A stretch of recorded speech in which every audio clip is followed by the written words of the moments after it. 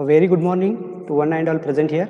I, Sarvesh Arbali, Assistant Professor, Department of Electrical and Electronics Engineering, feel privileged to welcome you all on behalf of Sri Venkateswara College of Engineering for AICT sponsored 2-week online faculty development program on fostering ethics, moral values, and character building in technical education from 10th December to 23rd December of 2020, organized by Department of Mechatronics, Sri Venkateswara College of Engineering, Bengaluru. It's a great pleasure to introduce today's eminent personality, Dr. Shobha M., Professor and Head of ISC, SVC, Bengaluru, Karnataka. We are very happy to have you as a resource person, madam. Thank you, sir. My pleasure. I welcome you, madam, for this session. Madam is going to talk on the topic behavioral skills, influence on employee. It's a great honor for me to introduce such eminent personality. Dr. Shobha M. completed undergraduate degree in Information Science and Engineering from JSS Academy of Technical Education, Bengaluru in the year 2004. Postgraduate degree in Computer Science and Engineering from RV College of Engineering, Bengaluru, the first batch of VTU TechUp in the year 2009, and Doctor of Philosophy in Computer Science and Engineering from Reva University, State University affiliated to AICTE and UGC recognized, Bengaluru, in the year 2018 under the guidance of Dr. Suresha, Principal, Sri Venkateswara College of Engineering, and Dr. Kiran Kumari Patil, Professor, Reva University. Madam has started career in Sir M. Visheshraya Institute of Technology, Bengaluru. Later joined Acharya Institute of Technology, Bengaluru. Joined Sri Venkateswara College of Engineering in 2011 and currently serving as Professor and Head of the Department of Information Science and Engineering, SVC. She has taken up competitive examination like GATE, CSIR, NET, and IASC for acquiring higher qualification. And she has qualified a Karnataka State Eligibility Test 2017 successfully. Madam has overall 15 years of teaching experience and 5 years of research experience, and she has published papers in peer reviewing reputed 10 national and international journals like IEEE, Digital Explorer Library, Springer, International Journal of Intelligent Engineering System, International Journal of Advanced Intelligence Paradigm, and Inter Science, a journal, and Science Direct journals, to name a few.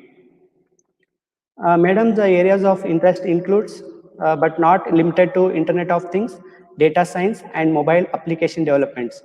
Part of a doctoral committee, she was a part of doctoral committee for 2 research scholars and recognized as a research supervisor under VTU from 2019. And she is an active member of various professional bodies like IEEE, ACM, TIE, ISTE, INSE, and IETE. Madam was invited for a panel discussion on women, her journey on a rope, balancing professional and excelling in IEEE conference on returning mothers, rediscovering the lost talent pool, organized by IEEE Bangalore section. Madam has received a Research Excellence Award 2020 and a Student Project Award of the Year 2020 by Institute of Scholars, a technical professional organization registered under MSME, Government of India, an ISO 9001-2015 certified institute by International Accurate Certification accredited by UASL. Madam has received a national award for faculty in higher education for Karnataka South region from Global Research Foundation on the occasion of Teachers Day on September 5th, 2020. Madam is a reviewer for well-known journals, evaluator for SI Smart India Hackathon, Software and Hardware Edition 2020. She is an invited guest lectures and sessions speaker for MSME Development Institute, Bengaluru, and many engineering colleges across Karnataka. on both technical and non-technical topics. She has a great passion towards teaching and learning. This is a brief introduction about today's resource person, Dr. Shobha M. Madam, it's over to you, madam. Now. Thank you, sir. Before I start my presentation, I express my sincere gratitude and acknowledgement to Sri Venkateshwara College of Engineering, SVC Management Principal, sir, and definitely the department, organizing department, electrical and mechatronics department, and also my sincere thanks to the HOD of mechatronics department, Dr. Vijayashree ma'am, for providing me an opportunity to become a resource person for this second phase of FDP. Thank you, ma'am.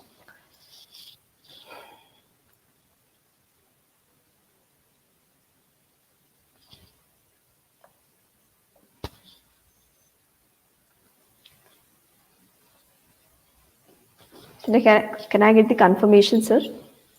My screen is visible. Yes, madam, it's visible. Yes, it's visible, madam. Okay, sir, fine.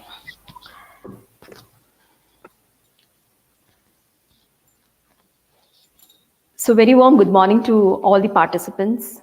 So I wholeheartedly welcome all the participants for the AICT sponsored 2-week online faculty development program on fostering ethics, moral values, and character building in technical education phase 2. And yes, this is day 5 and session 9. And the topic, what I have chosen to give out as a session or informative session, which will be really, takeaway, positive takeaway to the participants is on behavioral skills, influence on employees. So hearty welcome to all the participants.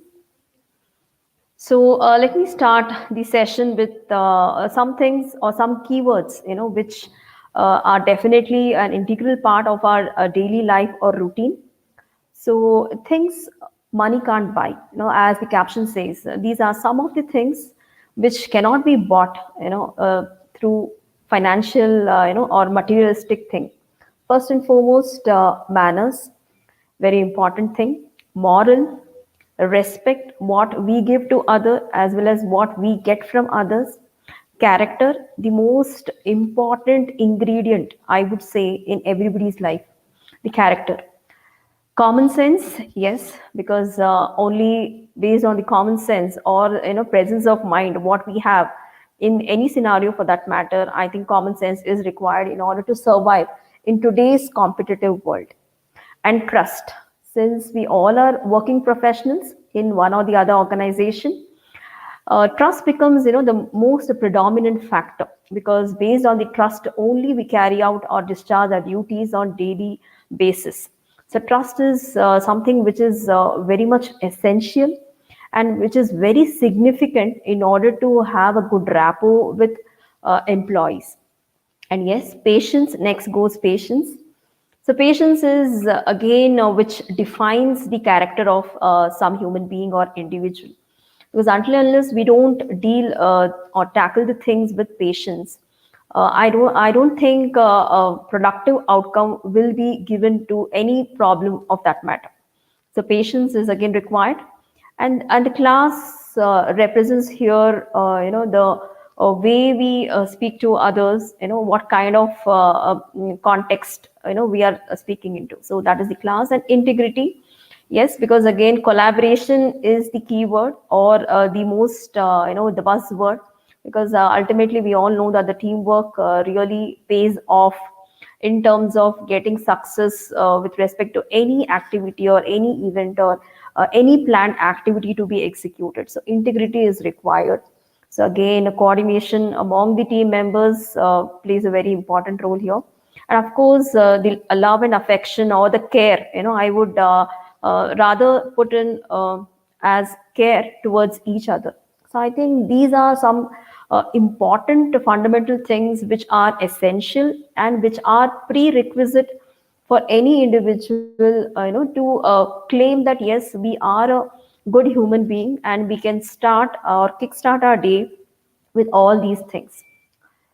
Moving further, the agenda for today's session comprises of these topics. So first and foremost, setting the context right. So we'll see what I could relate in order to set the context right or aptly with respect to behavioral skills and from the perspective of employees in the workplace. Next, yes, self-assessment. Since we need to assess ourselves, we'll see what is the self-assessment which we need to take up, including myself. And next, cultivating a learning culture, then organization culture, and types of culture, definitely.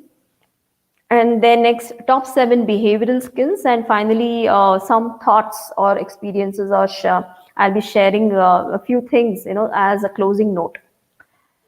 So we'll just move further. So in order to set the context right, I just want to play one small video to all the participants in order to get the context set right here.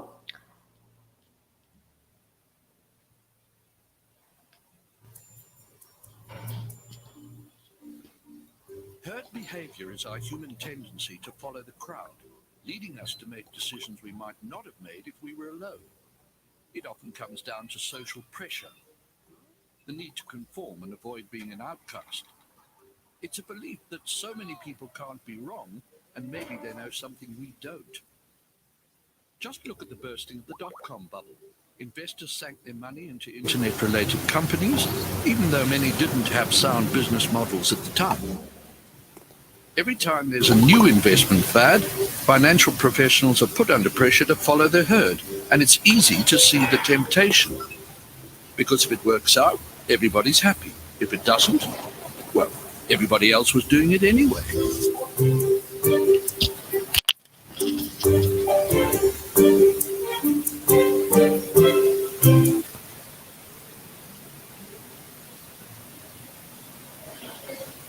Yeah. So that was a small 1 minute video, which I think rightly, is used in the context of the topic which I have selected. So the video was all about, how people get influenced by the group or the community in the workplace or in the organization, and how we will be pressurized to follow others, want knowingly or unknowingly, or even if we don't want to literally do what others are doing, the circumstances will make us favorable to join the group. So that was a small video, and how the peer members in the organization or at the workplace will definitely influence us to take things, something which is very correct, and some things which might not be correct, but still we would like to go in the flow. So yes, moving on next.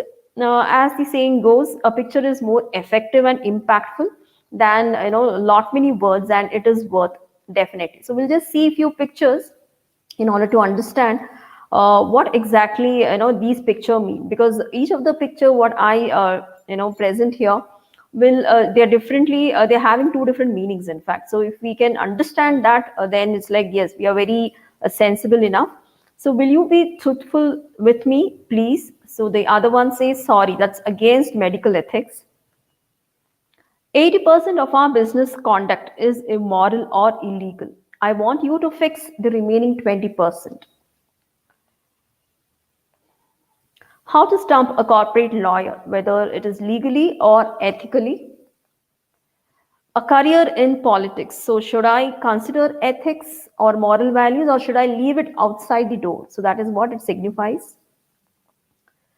Run this by the legal department, but run super fast so the ethics department doesn't see it. We've got to draw the line on unethical behavior, but draw it in pencil. How can you say we are not behaving like a team? We are all wearing the same color t-shirts, aren't we? The 4 common functions of behavior. Everybody eats. What does they eat? Escape, attention, tangibility, and sensory.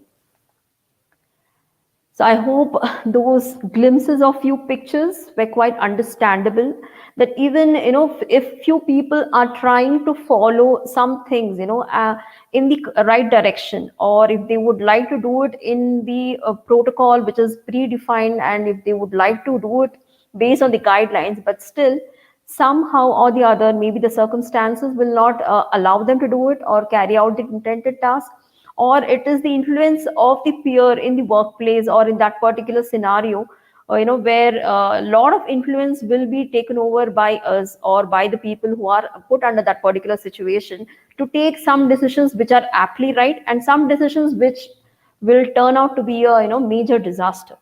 So these were the few pictures, which had a high impact, in fact, with those few sentences, in fact, few statements, one or two statements. So having the context set based on the video and how the pictures, influence the behavior of employees, we will move further with respect to the self-assessment. So assessment is something which we generally, if we all are faculty members, yes, we all belong to the faculty members, and we generally do assessment to our students. But here it is the other case. The assessment is for ourselves, as an individual. So we'll just quickly look at those assessment questions what we need to ask every day, before we start the day. So I want all the participants to question yourself and just see whether if you're able to frame the answers for all these questions. So if you people are able to frame the answer for the questions what I project or present one after the other, that means you are dedicating some time to yourself. You are thinking about yourself and you really know what is the value of time dedicated on yourself, is important or not, so that you will get to know. So we'll quickly start without wasting much of our time. What are the questions we need to answer? What do we believe in?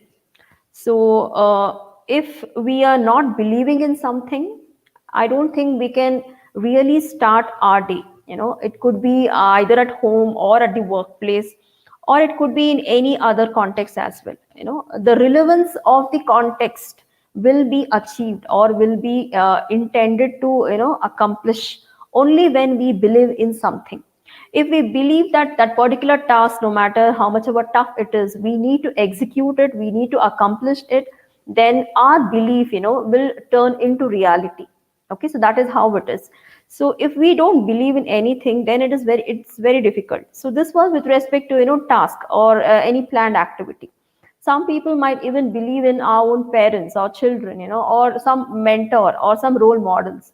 So until unless we don't believe them, then it is like we don't try to adapt their qualities or their good attributes in our task execution. So believing in something is very, very essential. So I hope all would have answered yourself. What do you believe in? Who do you care about? I think this is also important, because until unless we care somebody, it could be ourselves also, but if the caring aspect or if that caring attribute is not present in any individual's life, then I think for what we exist, or our existence in the present era becomes nullified. Because at the end of the day, it is like, where should I go back? All right. Or who is that set of people who really care about me, and what is the necessity of me being present amongst them? So all these things lead to caring or affection. So who do you care about? It could be your family members, your parents, your idols or mentors. It could be anybody. Or if I term it with respect to organization, then it could be even the employees also, because we have some great leaders as well, who have proved that by giving utmost attention and utmost care to the employees of the organization was successful in order to achieve all its milestones. Okay, so it is not that individual caring or family oriented or career oriented. It is even institution oriented also, organization oriented also. So what do you care about? So I think we need to answer this question as well. What motivates you? See, until unless we are driven by a force, or if we are not driven by some external force which is not visible to us, it will not drive us, or it will not become the driving force for us to do the task. So that motivation, that source of inspiration or that back support is always required. Okay, So even though sometimes it becomes immaterialistic, that we might not receive appreciation straightforward or face to face, but there are some gestures which are sufficient or which are good enough to understand and realize that yes, we have done it, we have achieved it, and we have received appreciation. So it's not necessary that all the motivation or all the appreciation talks what we receive, it should be statements or in terms of paragraphs. It could be simple gestures, which really feel the opponent or the other person that yes, I have done it, I have received some sort of award, and this is what motivates me to give still further best, the next day. So what motivates you? Are you a spiritual person? Because nowadays most of us, we are into a stressed life, because we have to manage a lot of things, in fact, both professionally as well as personally. So when we all are able to manage all these things, somewhere at one point of time we become saturated, and we seek for some peace of mind or some relaxation techniques for individual. So I think if we are a spiritual person, then I think we can really be able to manage all the problems whatever we encounter, whether it could be on the personal life front or in the professional life front. So are you a spiritual person? Why are you really in the workplace? So now, since everybody, we are familiar that we are in the competitive world, and every day there is something we have to achieve. We have a to-do list, to which we write down, and some people, they get disappointed if all the activities which are listed on the to-do list is not being completed by the end of the day. And some, they don't even list out the things, and there are different category of people. So my intent here is not to categorize the people, but until unless we don't realize what is the significance of our existence in the workplace, then it really becomes difficult for us to achieve the milestones what the institution have defined, or the department would have defined, or or in the small group for which we are working for. So I think we have to really understand why really we are in the workplace, and what is our duty, what are the things we need to discharge. If it is a faculty, then what is the thing I need to do, how best I can motivate my students, and how I can in turn become a role model to my students. So these are some things which we have to think, and those thought provoking thoughts will really make us or emerge us to become a better individual on daily basis. Next, how do you differentiate between right and wrong? I think this is very important, in fact. If we are not able to judge or distinguish between what is right and what is wrong, in that particular context, then I feel something somewhere is lagging. It might be individually, or it might be in some other context. But if we are not able to decide what is right and what is wrong, and this requires definitely some sort of experience. It is not that even though grown-ups or the students who are 18-year-old, they are termed as adults, but still they will be very poor in decision making, in fact. So I think some amount of maturity is required, even in terms of age, or even in terms of experiencing the situations, because as the saying goes, until unless you people or you yourself are into the trouble, and the way you tackle that particular problem, the way you come out of that particular situation, is really a learning experience. And once you are through with that particular problem with the right solution, then you would like to adopt the same kind of strategy for the further encountering problems, or you could advise somebody else also. So it's very important for us to identify and differentiate, especially what is right and what is wrong, rather than asking others to do this or not to do this. It is better that we identify what is right and what is wrong, and then we can convey the same thing to others. So until unless we are not assure, we are not quite we're not ensuring what is right and what is wrong, I think it's difficult in order to live in or survive or sustain in this competitive world. What is life all about for you?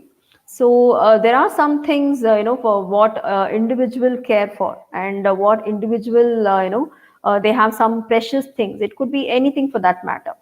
So if we are not able to think about ourselves, and why do we exist, where exactly our life is leading to us.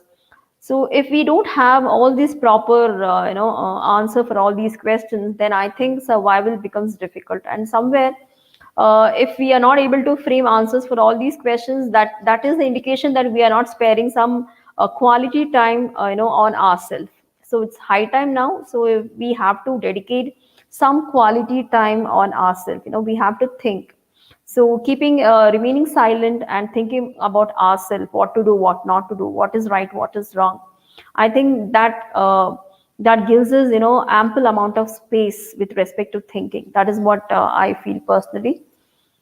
So moving further, in order to, have a behavioral skill, okay, or in order to behave correctly in any context, I think we have to cultivate a learning culture first and foremost. Because if any person is not ready to learn, irrespective of which gender or which age group he falls into, learning should be a daily activity, and as the saying also goes, there is no age bar for learning or, knowledge gaining. So we'll see how a learning culture can be cultivated. And also, in order to cultivate a good habit, healthy habit, the span of time required for any particular, in fact, it is between the range of 12 days to, 260 plus days. So it depends upon individual how well you cultivate a habit. And cultivating a habit is again based on how determined you are, how focused you are, how correctly you do the things, which in your daily routine. And you see to it that that particular practice, when you practice for a few days, it could be 12 days or it could be 200 days, then finally the outcome is that becomes an integral part of your daily activity or your daily routine as a habit. Okay, so that's important. So we'll see what is cultivating a learning culture. Yeah. So ethics. So this is like moral values. Okay, in what context or in what general guidelines, you follow to do something. Okay, so that is ethics. Next, behavior. So behavior is again any individual's act. The way you perform something, or you perform or you act based on the circumstances that, requirement. So that is behavior. And when you combine ethics, the moral values to be done, for any particular task, along with your behavior, that leads to the culture. Okay, culture is again, since we all are working in a workplace, in an organization or institution, culture becomes very important. Because every time when an organization is named or any education institution is named, more than its stakeholders, the institution would have got its own, existence, or its own reputation based on what kind of culture the institution is having towards its stakeholders, employees, or students. It could be anybody for that matter. So we have such instances as well, where the institutions or the corporate sectors, they are identified based on what kind of norms or what kind of policies or what kind of guidelines they are giving to their employees or stakeholders, and how well being the employees are in the organization. Okay, and it is a culture generally. It is a conventional practice, which has been followed in few of the organizations and educational institutions, which literally makes the workplace as a happy place, where the employees can give out their 100%. Okay, so that is the culture. So according to me, what I say is, ethics along with the right behavior leads to culture, and this in turn leads to a happy family at the organization, comprising of all employees. Definitely all the employees will be from different diversity, backgrounds, but still, when we are all employees, from different backgrounds, when we come to one particular common workplace, I think adopting the culture of that particular institution or of that particular organization, and seeing to it that yes, everything is in line, only then you have a workplace, as a healthy place. So that is what I feel personally. So how do we cultivate a learning culture? So data interpretation is required, and this data interpretation is used to meet requirements and follow rules. Because again, there would be different requirements based on different organization requirements. Correct. So based on the vision or the objectives of organizations, we can identify the requirements, and based on that, data can be collected. So this data collected and analyzed at prescribed intervals. So collection of data based on some requirements of the organization will not be sufficient, will not meet the objective also.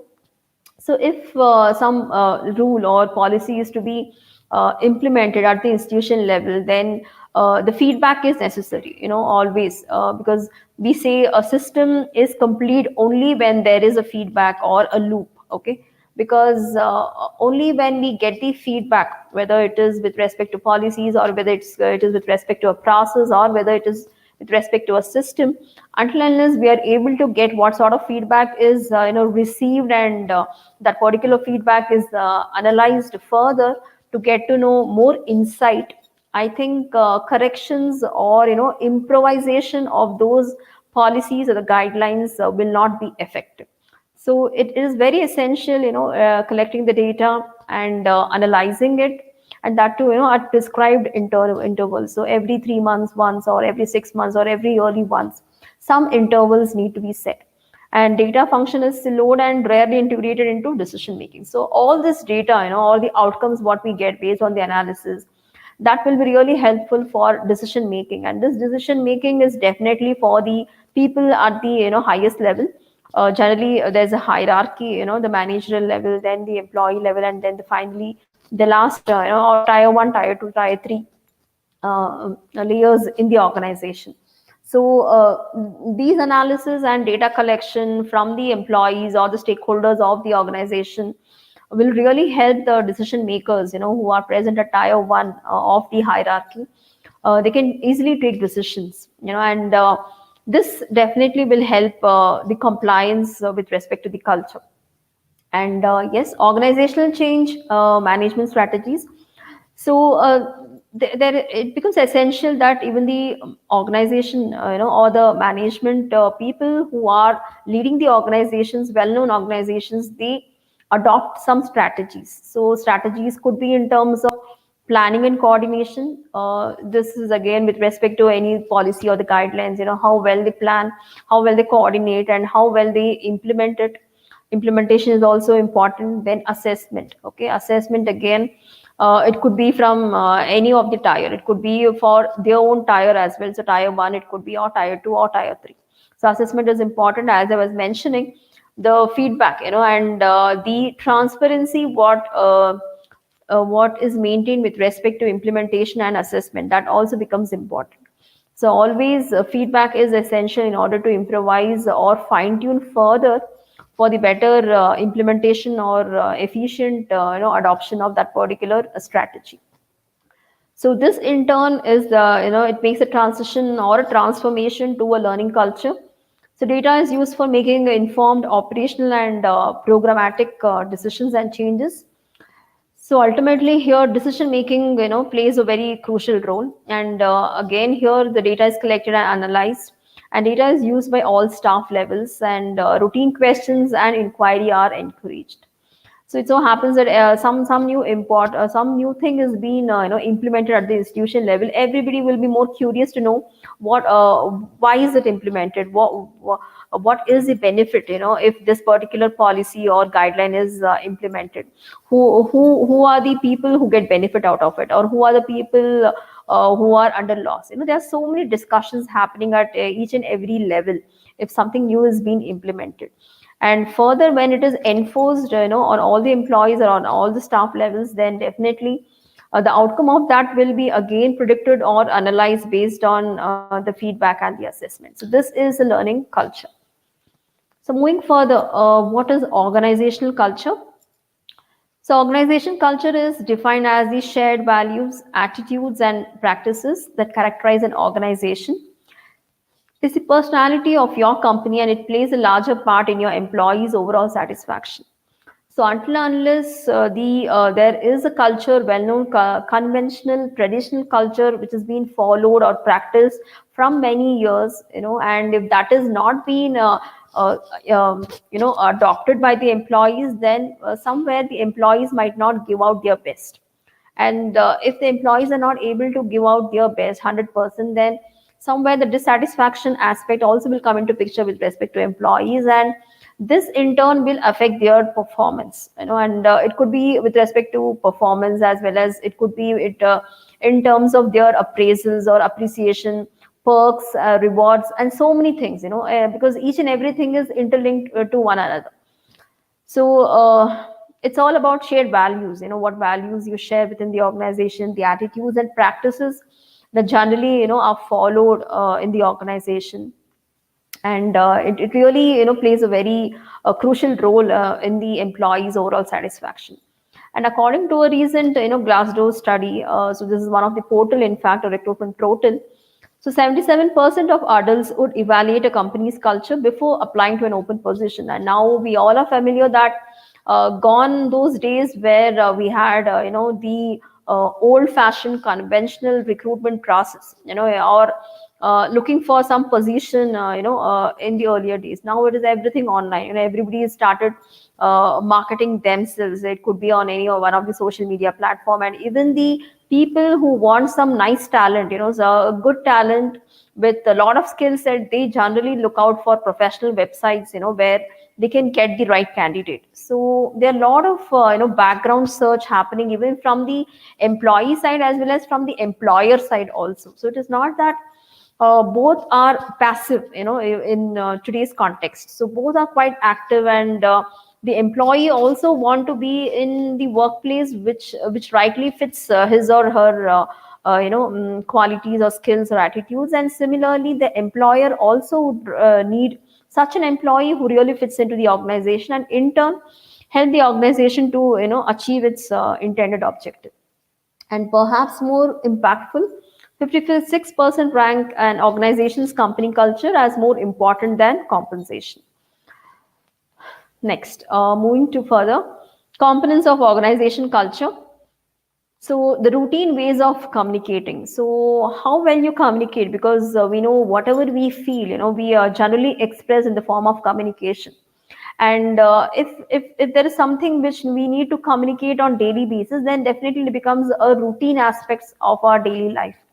So we need to identify which are those routine ways of communicating, and it could be applicable to any level. In fact, it could be in tier 1, tier 2, and or tier 3 as well, with respect to the hierarchy set up within the organization, so that it is disseminated to all the levels. Next, norms shared by individuals and teams. There could be some guidelines to be followed when you are playing your part of role as individual, and it could be different when you are put into a team. So it differs. The perspective completely differs. The viewpoint of any individual when we need to execute our responsibilities, roles and responsibilities as an individual, will not be the same when we need to perform in the team. Because again, when a team management or a team player comes into picture, we need to first and foremost coordinate among the team members, see to it that we have a good sync, we have a good rapport with our peer members, and equal attention needs to be given to all the team members or the members present in the team, and at the same time, dual respect to each other, that becomes necessary. And it is not that if somebody else is speaking, I need to cut off, something of that kind. No, we at least need to listen to others within the team. And more than communicating, I think here in the team, in order to say that yes, I am a good team player, I think I need to be a keen listener also, keen listener and very good observer, in fact. So norms might change based on the viewpoint of executing your performance when you are taken as individual or when you are put in the team. Next, dominant values held by an organization. So definitely some important values will be held up at any organization level, and these dominant values, I think we should not compromise, because again, it is the question of the organization reputation. So some values, which will be dominant enough, we need to stick on to it, we need to inculcate it, we need to imbibe within us, those values. And guiding philosophy for management policies and decision making. So this is again important because there are many policies and rules and regulations, and all these somehow or the other they are linked with the decision making. So decision making again, it could be with respect to any of the tiers within the hierarchy. So somewhere the organization with the employees and the stakeholders, ultimately it is all about how you perform and how good decision is taken based on your performance. The rules of the game is for getting along in the organization. So for any organization, you take it for for example, there are some rules which we need to follow. It could be rules in terms of something very ethical, or in daily life or in professional practice. Some professional practices which we need to follow, and something which is not professional but still we need to follow. So there are some rules of the game, in order to say that yes, I am into the game, or I am surviving in this particular organization just because I am following the rule of the game. Okay, so this is important. And how well the employees in the organization get to know those rules of the game, and how well they start adopting it and they practice it, that defines their existence in the organization. So I think we would have seen many such instances where in one particular organizations we can see some employees serving for more than 15 years, 20 years. How could they do that? It is all because they have completely adopted the organization culture. That is why they those people, they were able to survive in the organization. Okay, and the moment we hear from someone that I'm working here or I'm serving this particular organization from past 15 years, from past 20 years, then it's like we all will be wonderstruck. How could she, or how could he? But there is a funda, or there is a strategy behind that. Okay, so it's all like rules of the game.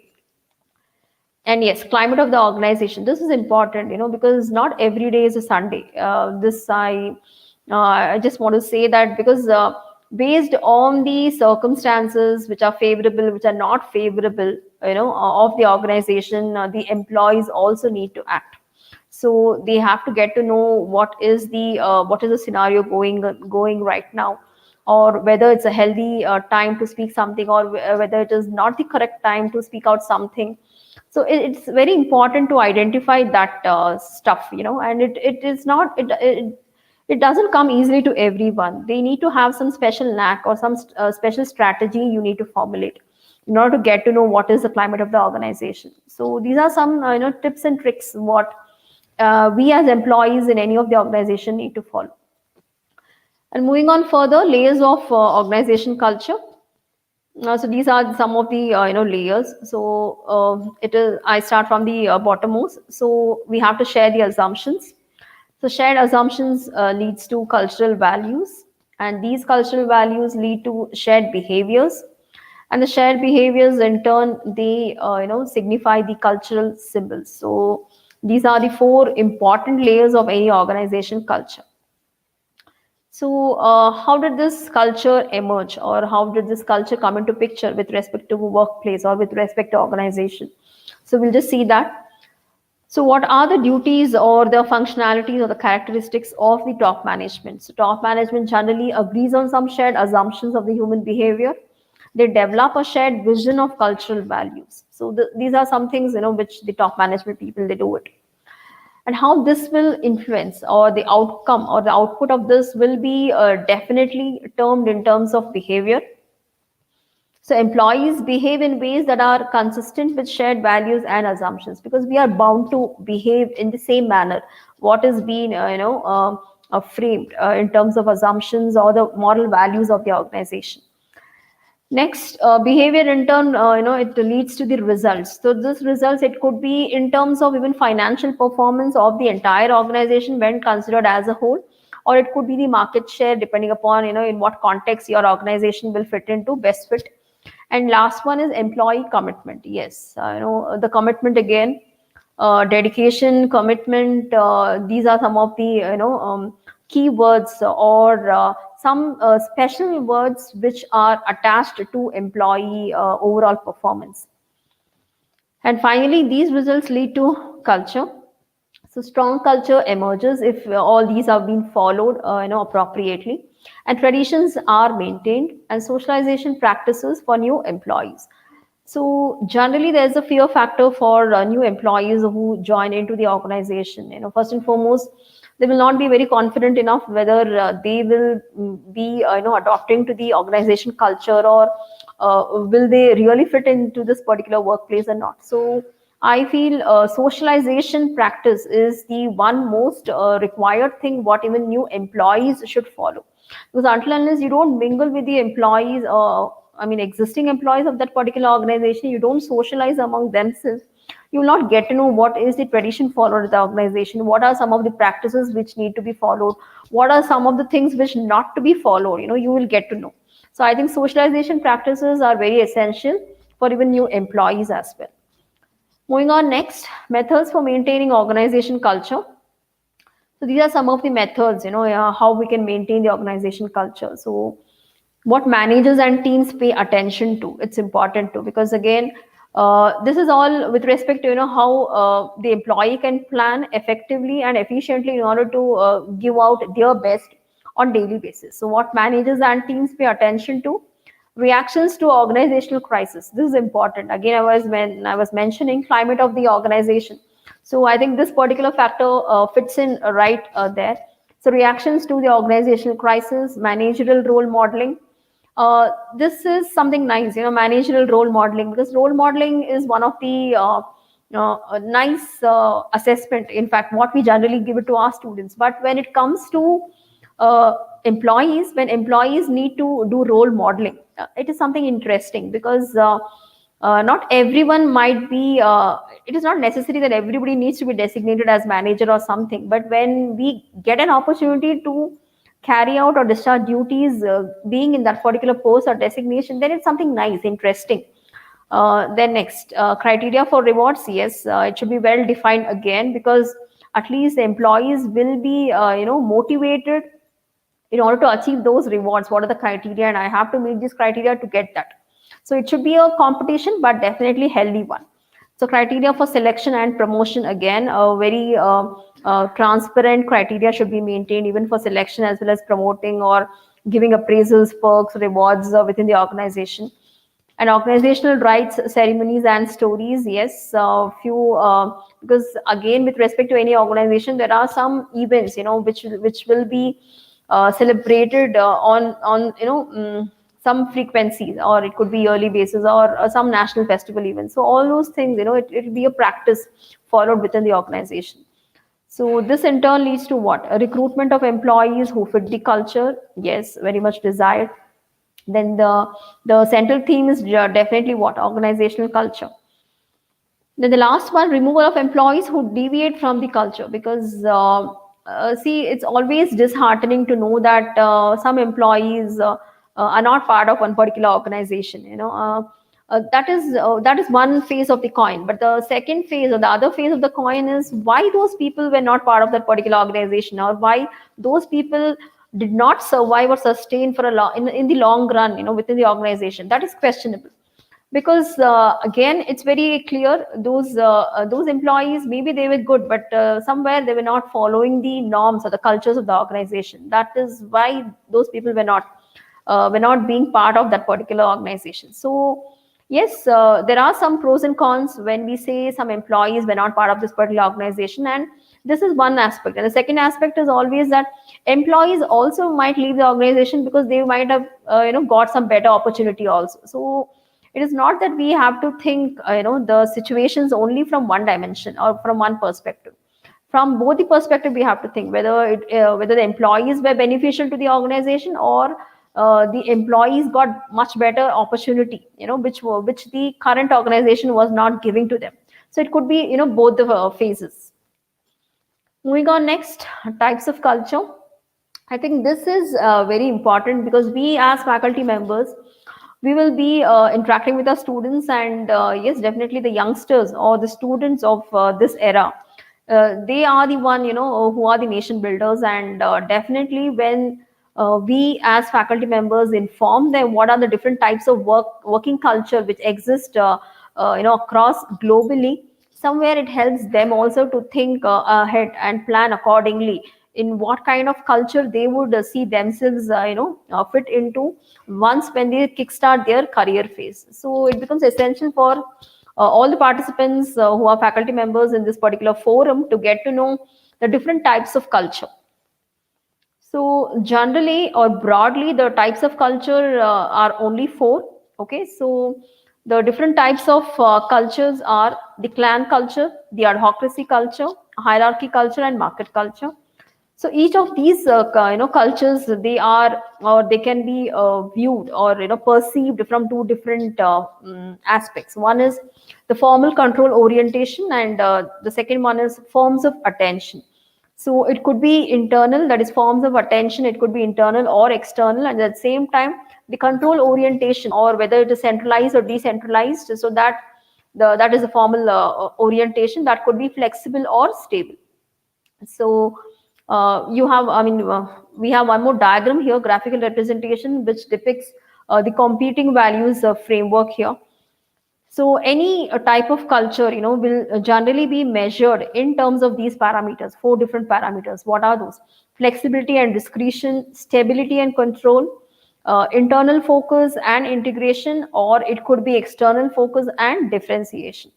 So we'll quickly see what each of these culture, have comprised within itself.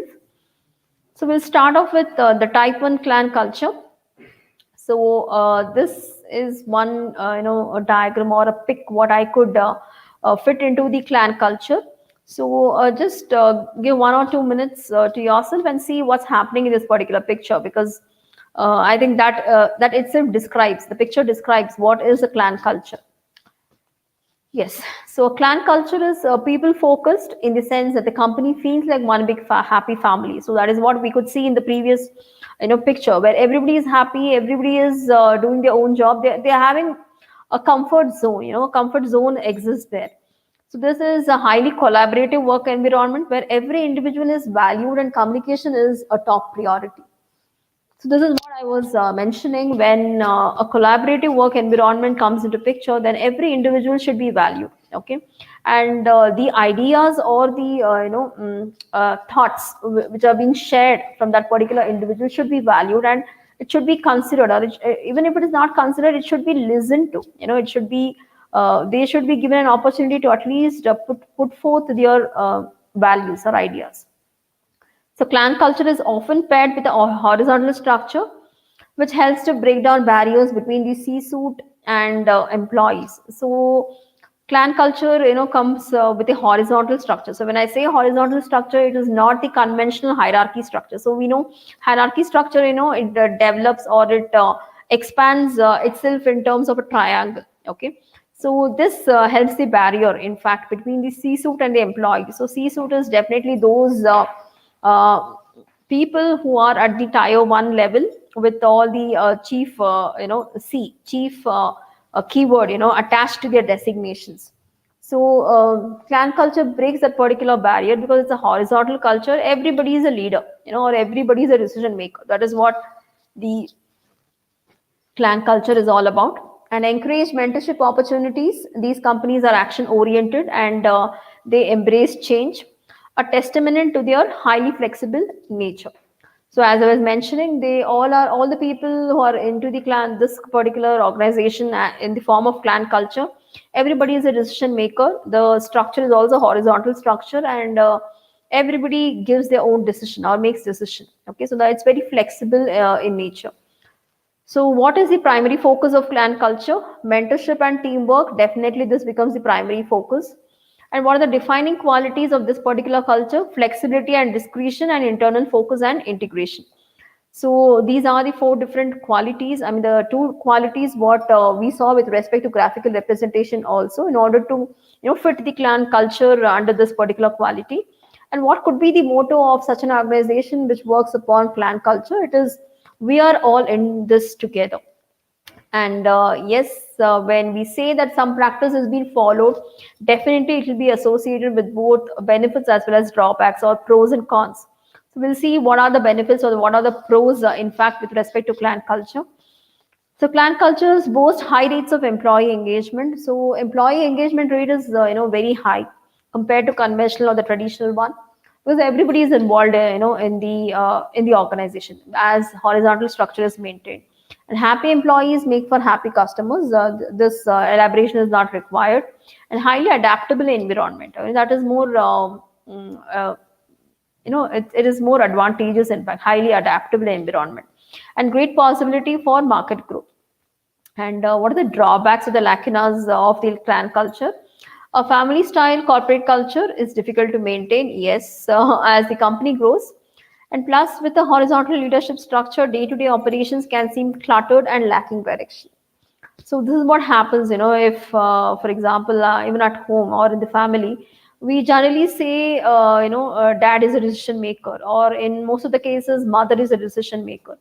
But if this decision making capability has been given to all the members of the family, then somewhere, in some scenarios or in some instances, the decision cannot be taken correctly, because everybody's opinion is required, and it could lead to some cluttered situation.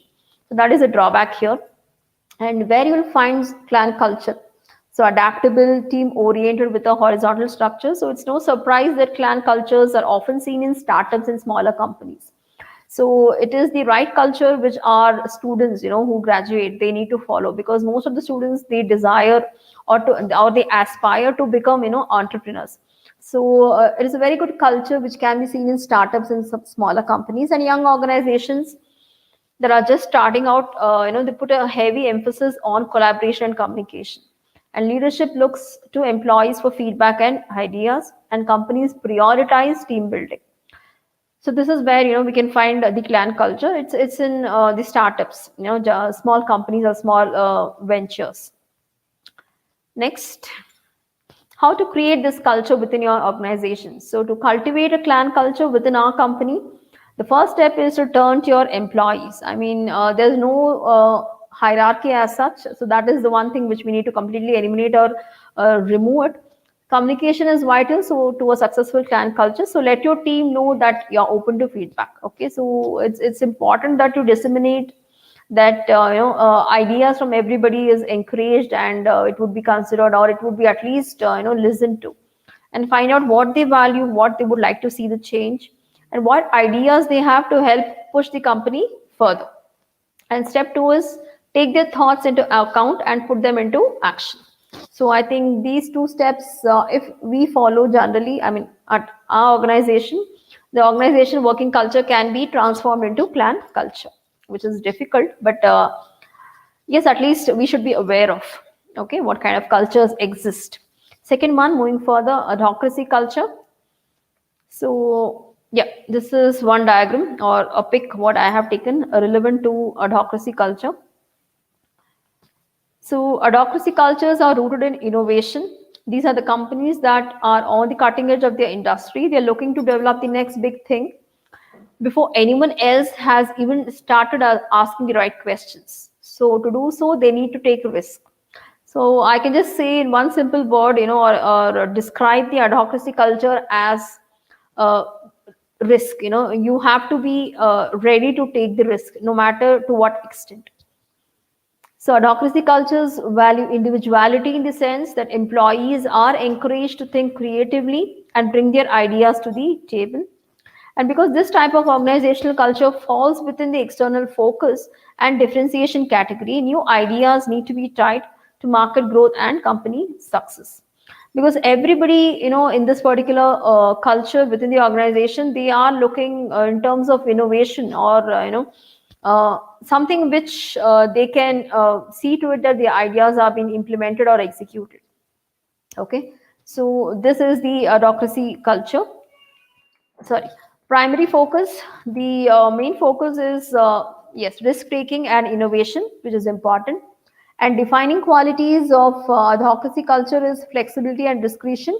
And the focus is external here, external focus and its differentiation. And the motto is definitely risk it to get the biscuit. Okay, so that is the motto. And the benefits are an advocacy culture contributes to high profit margins and notoriety. Employees stay motivated with the goal of breaking the mold. Plus, with the focus on creativity and new ideas, professional development opportunities are easy to justify. So, as I was mentioning, if all the employees in the organization are ready to take the risk, then it could be the adhocracy culture. And the drawbacks are definitely a risk is a risk. So there's always a chance that new venture won't pan out, or won't succeed further, and may even hurt your business, or it might hamper even the business growth also. Adhocracy cultures can also foster competition between employees as the pressure to come up with new ideas mounts, because every day they need to come up with some new idea, so I think a lot of pressure will retain with the employees in order to give their best, and in order to come up with new ideas, new innovative ideas, and see to it that it is helping the overall organization growth.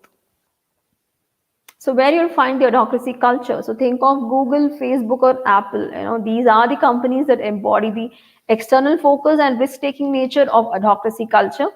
They run on creative energy and doing what hasn't been done before. Okay, so they are ready to take risk. So they are ready to experiment on some things which nobody else has tried till present day. So adhocracy cultures are commonplace within the ever-changing technical industry, where new products are being developed and released on a regular basis. So I think this is adhocracy culture, because risking yourself or putting your business under risk, including all the stakeholders also under the risk, okay, and striving hard to get benefit, or striving hard to get the intended result out of that risk. So that is the culture of adhocracy.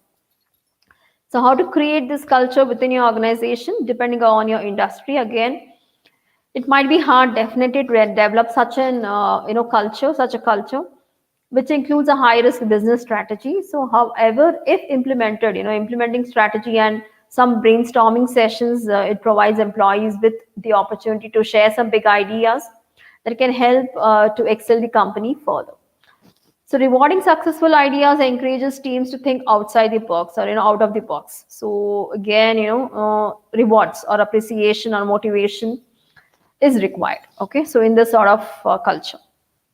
Third, type 3 is market culture. So we'll just see what is market culture. So this is the apt pick what I could fit into with respect to market culture.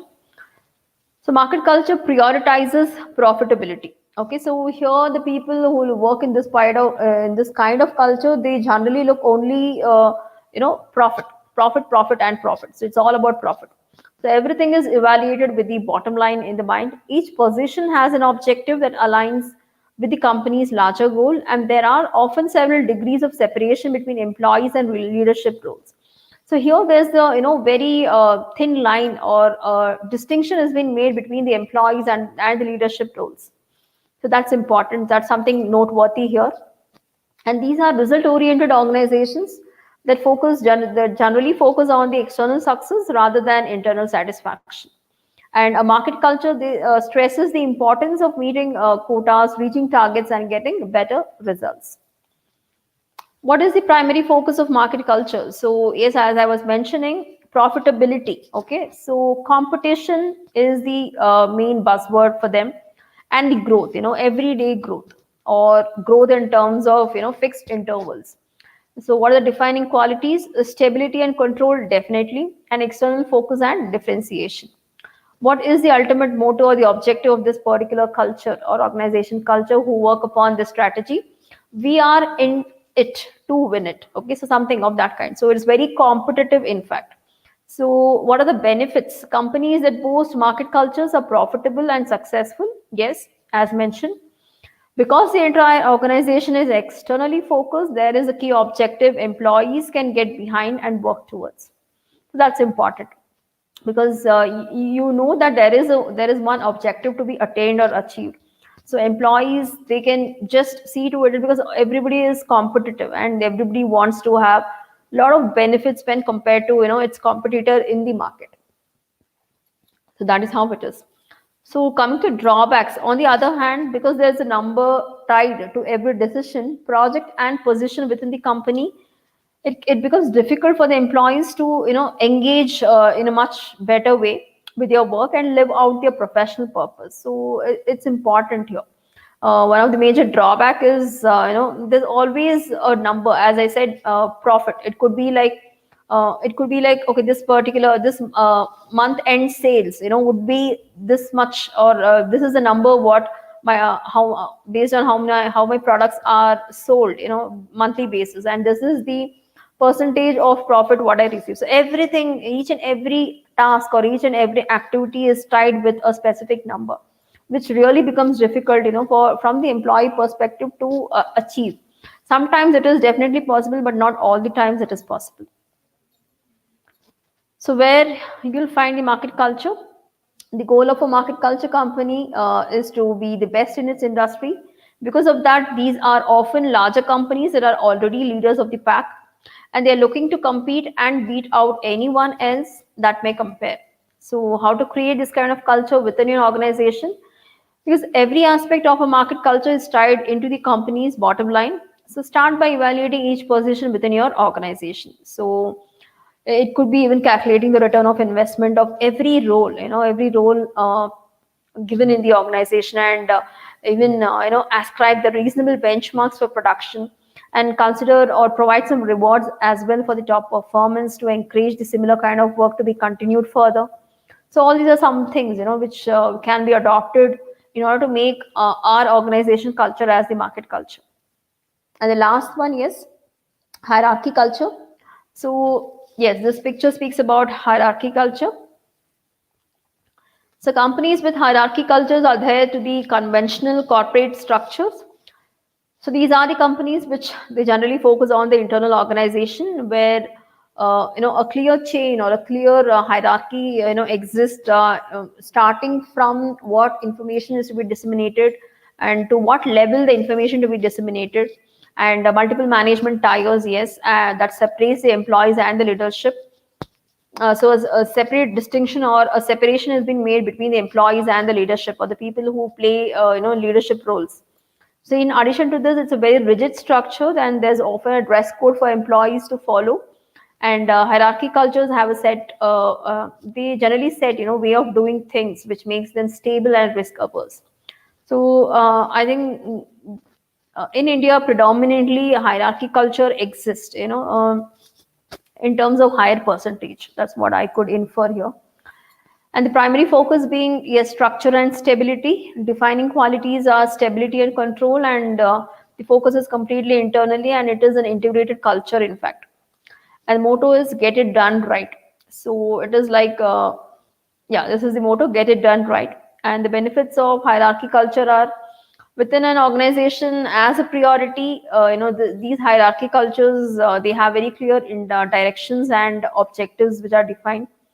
At the same time, they have very well-defined process for each of the activity. Well-defined processes are used, which caters to the company's main objectives. And coming to drawbacks, the rigidity of hierarchy cultures, it leaves little room or space for creativity. Because again, all the directions are being given by the superiors or the people who are in the leadership roles. So the employees or the people who work under the leaders, or within the chain, they need to just follow the directions, as given by the higher people, or the higher authorities. So lack of creativity or lack of new ideas, or to try out something or experiment something new, there is a lack in that particular aspect. So making these companies relatively slow to adapt to the changing marketplace, and the company takes precedence over the individual, which doesn't necessarily encourage employee feedback. So even if there is a feedback, feedback, then that feedback is considered only based on the people who are in the leadership roles or in the top management authority. So employee feedback is very minimal here. So again, it depends, based on the scenario or in what context the ideas need to be taken from only the leadership roles or people, or it could be sometimes even from the employee also. So where you will find such kind of hierarchy culture. So hierarchy cultures can be found at both ends of the corporate spectrum. So this is from the good old school organizations to those of the customer service industry, such as fast food restaurants, so which we see in our daily life. And these are the companies that are hyper focused on how day-to-day operations are carried out and aren't interested in changing things up anytime soon. So here the main functionality is that, not main functionality, the main key ingredient here in hierarchy culture is that change requires a lot of time, or I can say that it's a lot of time consuming. Okay, in order to mm, develop a change, or in order to introduce a new change within the system, it takes some time. But I'm not saying it's impossible to do it. It is possible, but only thing is it is time consuming. So how to create this kind of culture within your organization? The first step is to establish a hierarchy culture, is to button up your process. And if the chain of the command has some gaps, please do fill it. And consider every team and department to ensure that they have clear long and short term goals. So this is important. So until and unless the organization which is working in this fashion or in hierarchy culture, if they don't have short-term and long-term goals, or if they don't have the missions or the vision set for the organization, then it becomes very difficult to extract the work from the employees. So moving on to the next, the top 7 behavioral skills. So behavior, as I was mentioning, it is the act, of doing some particular activity, the way you perform or the way you execute the activity, how you do it, how you carry out yourself. So that is something behavior. So now moving on to behavioral skills, what could be the top 7 behavioral skills which is required very much from the context of the workplace, or in order to sustain as a good employee. I will not say top performing employee. I would claim it as a good employee to retain or to sustain in the workplace. So what are those behavioral skills required for all the employees in the workplace to have a better place at the workplace? So first and foremost, communication. So clear communication is very important in establishing work culture and patterns in an office space or a similar environment. There's always, lack of communication. Rather than lack of communication, I would term it as lack of understanding. Okay, if something is being told by somebody, then the same statement can be viewed in two different aspects. Okay, so the clarification or the communication which is being made, if ambiguity exists, then nobody will be clear from the receiving end what was the communication made. So that's important. So clear communication is important. So conflict resolution, because okay, communication, when I say even that also communication, there is always a proper way of saying no, which is very important in any organization. Because rather than saying straightforward, no, I will not do it, or I will not approve something, there are some much better words or statements what we can try it out and still convey the same meaning of saying no, to the people who have asked something.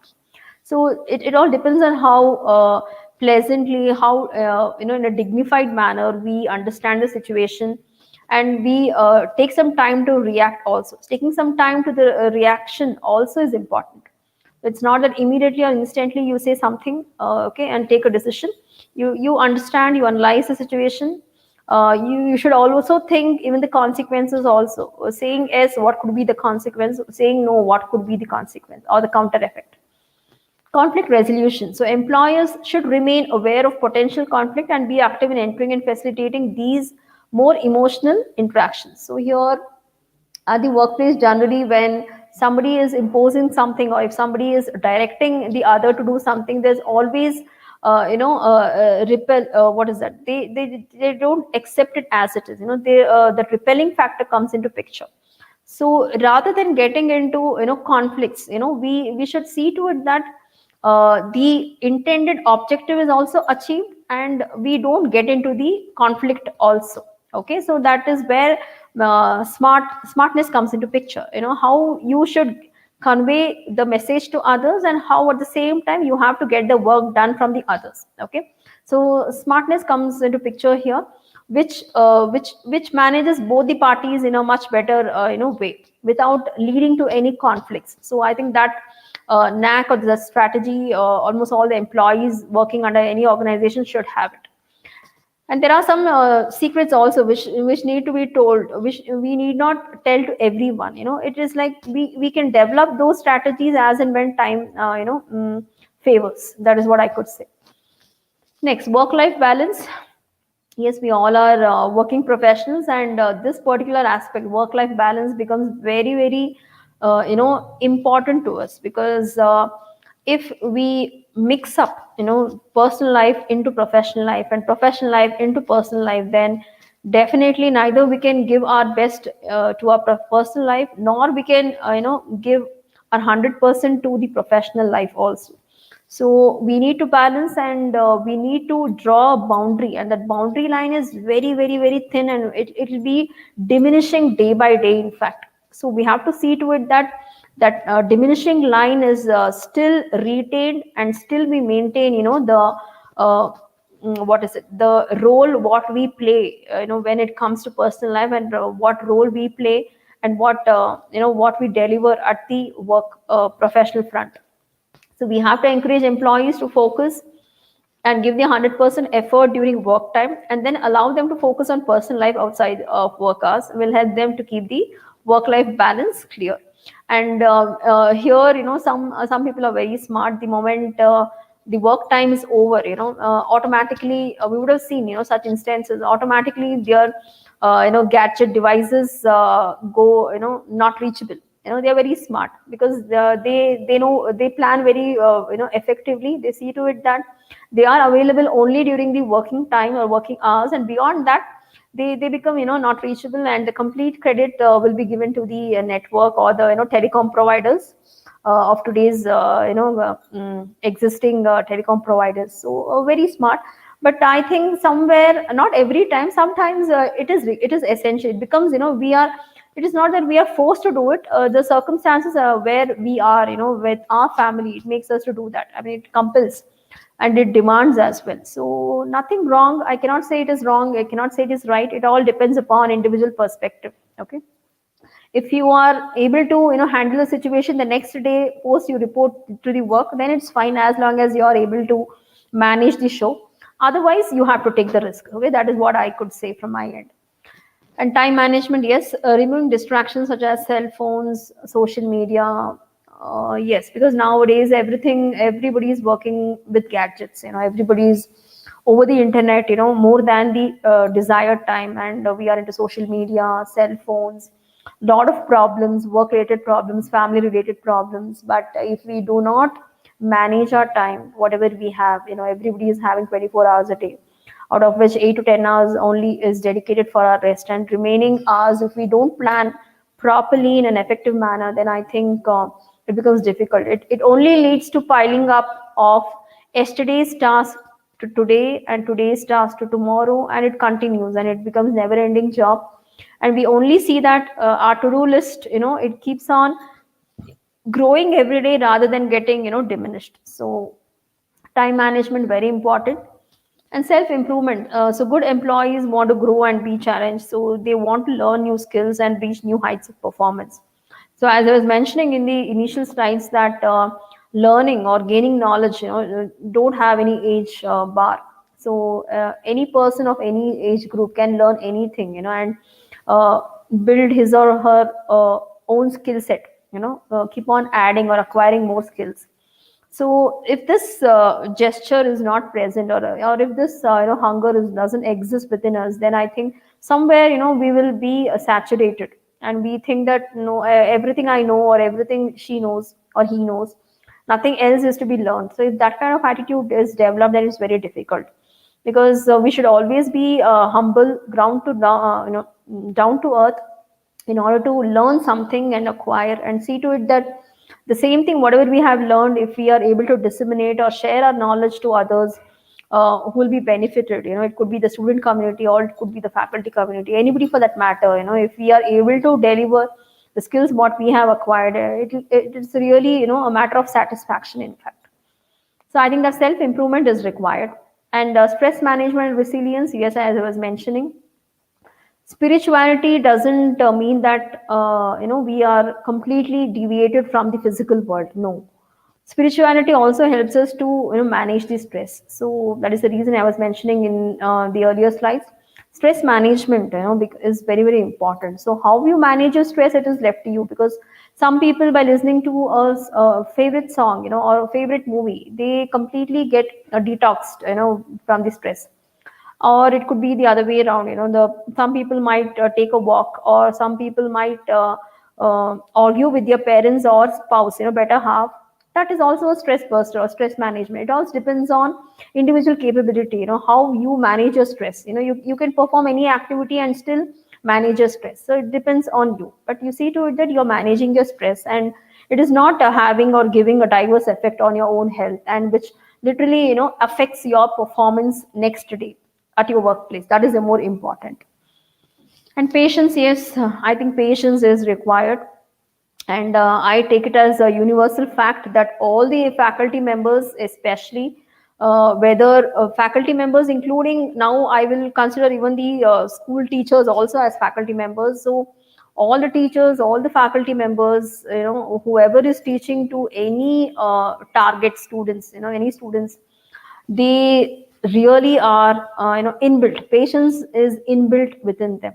So until and unless if the faculty member or a teacher, we don't have patience, then I think it's very difficult to sustain in this particular profession. So always, there was a saying that ladies are having more patience. I don't know, I might be very specific in fact here. There's nothing with respect to gender biasing also, but what is my intent here is, in the due course, the gents faculty or the gents teacher also have learned a lot of patience. So somehow it is helping even some ladies back end at home also. So that is only the intent. So overall, I can say that teachers universally, they have a lot of patience, and we need to have. And slowly, due time or due course, we will see to it that patience will be, cultivated within us to such a level that we will be wonderstruck that, oh, really, do I have so much of patience? So it is nice. So help employees see the long-term benefit that working for your company will bring by helping them develop a career path. So patience is required. And now moving on further, handling the situation most often, how we can handle the situation at the workplace, and that completely depends upon the nature of the incident. Because see, what happens is, we cannot frame the rules, or we cannot write down the rules or the steps to be followed. If something happens, first do this, next do this, third step do this. No, it's not that way. It all depends on what is the incident, what is the nature of the incident. Then the circumstances surrounding the incident also becomes important. Who is available to respond?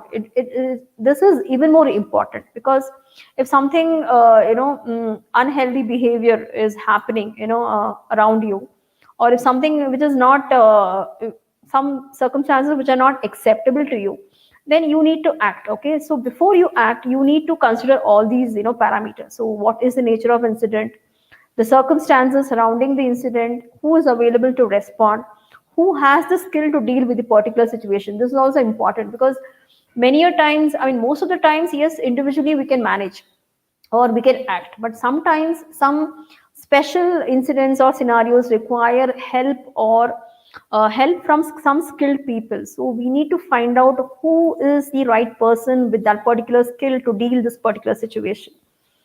So a lot of thinking required. So again, patience also required, because it's not that just jumping into the situation and deciding or giving some decision or acting upon that. You have to think. All these parameters comes into picture. So how do you formulate a strategy to address some workplace issues? So you have to respond promptly to immediate dangers to person and the workplace. This is important, because if you feel that you are in danger, or somebody in your peer group or peer member, if somebody is in danger, then you have to see to it that you are taking immediate action, and you're informing the relevant personnel about that particular incident or act. Then investigate threats and other reported incidents. So even you have to think uh, whether acting on this particular scenario might lead any threat further or not. Okay, or only reporting itself is sufficient, and it'll be taken care of. So that also we need to investigate, and we need to do a lot of background study as well. Take threats and threatening behavior seriously. This is something not very healthy at the workplace, because threats, because nowadays we see threats, and I think this is one of the very what to say, catchy word, even running around in the social media also, that so and so got threat messages of this, that, this, so many things. So if something is happening of this kind in the workplace, then it's something not good. So employees may not step forward with their concerns if they think that the management will dismiss their worries. So some incidents will not come into light at all, because the people who have part of that particular incident might think that what others might think, or how the people who are in the leadership roles, how they might perceive it. But remaining silent also will not be the solution, because if that has not been reported, or if it is that has not been brought into notice, then there might be some other victims also in the same workplace who might be facing some same kind of situation. So we have to see to it. So deal with the issue of what may appear to be frivolous allegations and concerns based on misunderstanding by responding to each other seriously and report and objectively. So that this is also important. So not all allegations, can be true, neither all allegations can be false. It all depends again how well you justify, how well you provide the evidences to seek to it that you are on the correct side. So that's important. So take disciplinary actions when warranted. So this is again important. Discipline is required in the workplace, especially with the employees, whoever it could be. Right from the topmost hierarchy to the bottommost level of in the hierarchy.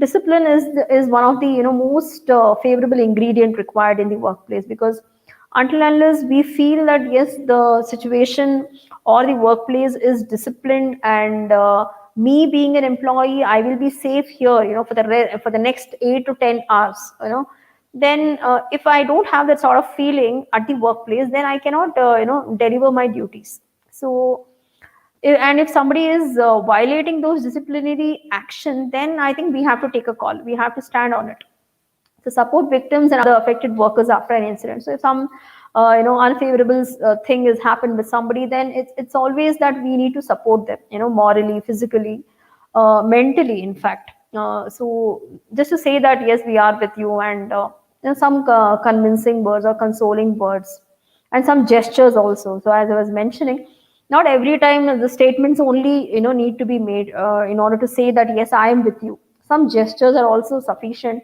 in order to make the other party comfortable that yes, we are with you. So I think that is also essential in nowadays. So attempt to bring the work environment back to normal after an incident. So now I would like to mention one particular thing here.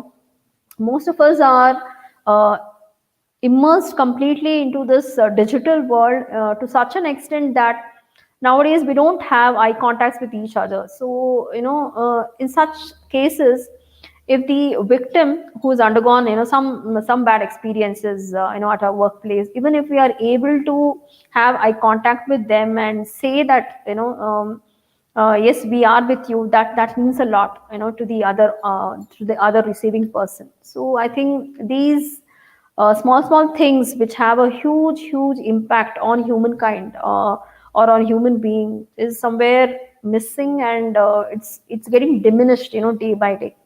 So I think we need to take care of these small gestures or small things which makes others more comfortable. So attempt to bring the work environment back to normal after an incident. Yes. So whatever has happened on that particular day, always, I generally believe we have to start the next day, with fresh thoughts.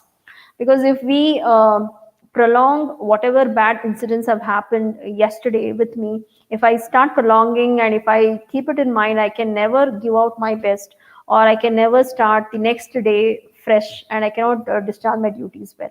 So that's more important. Whatever has happened, it's happened, it's past. So start your day fresh with fresh thoughts, fresh energy, fully live, active. So that is how you can make your workplace a much better, happy place. So moving to the last section, closing thoughts. So cultivating a culture which values learning definitely is a hard work, because cultivating a habit itself, it's time consuming, and for many organizations it will require a significant change in the mindset and the approach.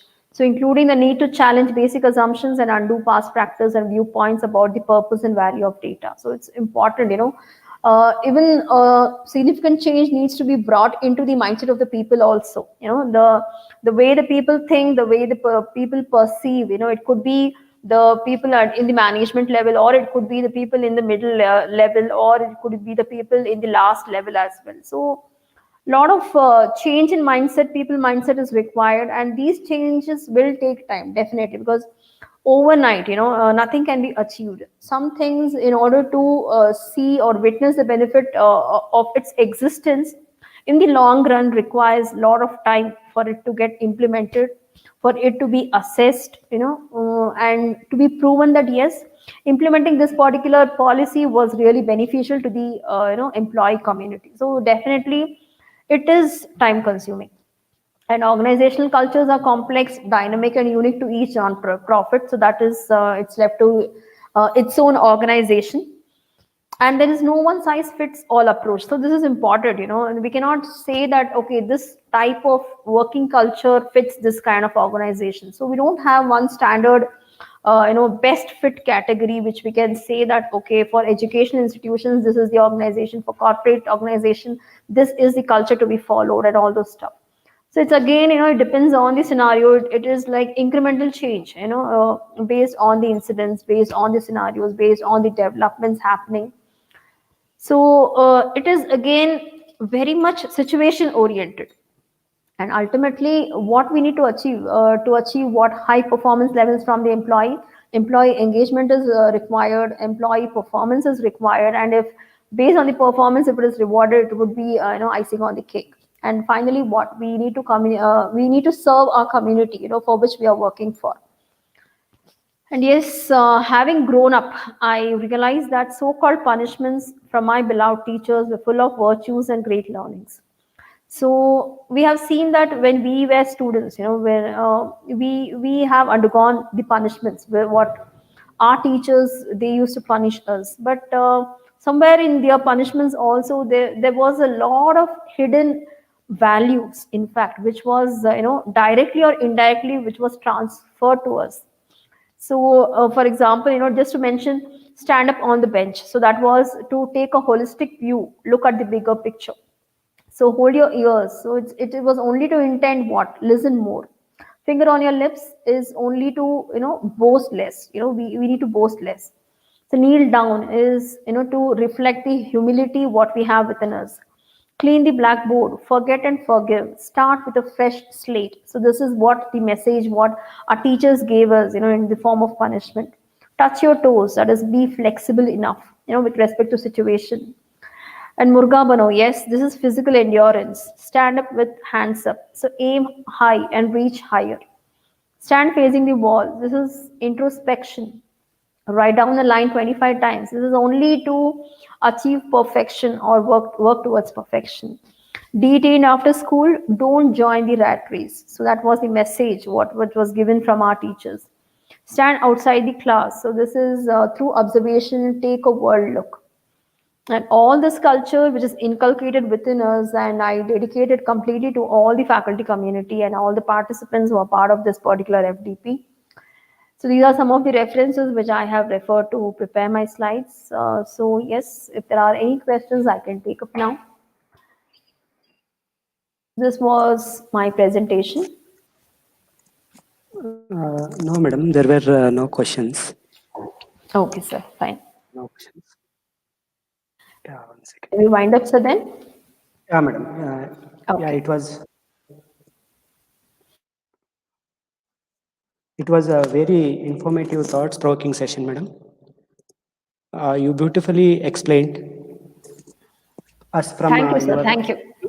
Your thought on what is culture, how to cultivate learning culture, organization culture, and types of organization culture and their pros and cons, and what are the behavior skills required for the employee. I really thank you on behalf of management of SVC, Department of Mechatronics SVC, and on my own behalf, madam, for accepting our invitation to be a resource person and delivering a talk on behavioral skills influences on employees.